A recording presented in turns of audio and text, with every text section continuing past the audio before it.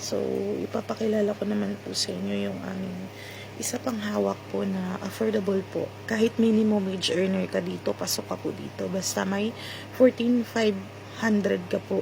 14,500 per month po ang inyong gross income sa isang buwan. Kayo po ay pasok dito kay Pasinaya.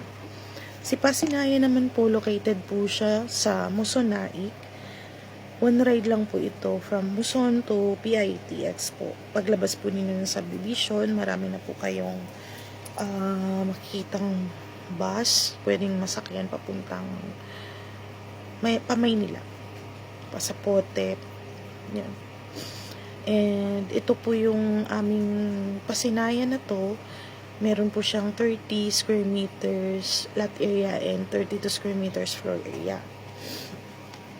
TCP naman nito nasa 750k po.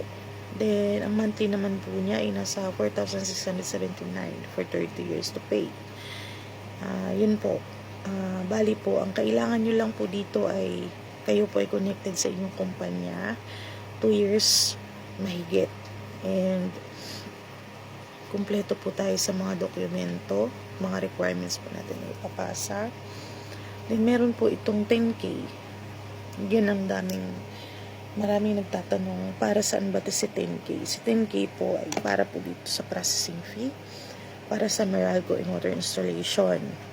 Pag lipat nyo po sa unit ninyo, pag may turnover na kayo, magkakaroon na po kayo ng ilaw, tubig. Wala na po kayong poproblemahin doon.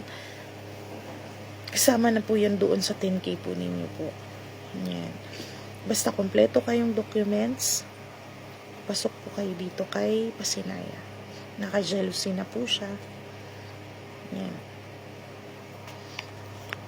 Sa mga gustong mag-inquire po, PM nyo lang po ako sa provided number ko po. Or kahit mag-comment po kayo dito daw.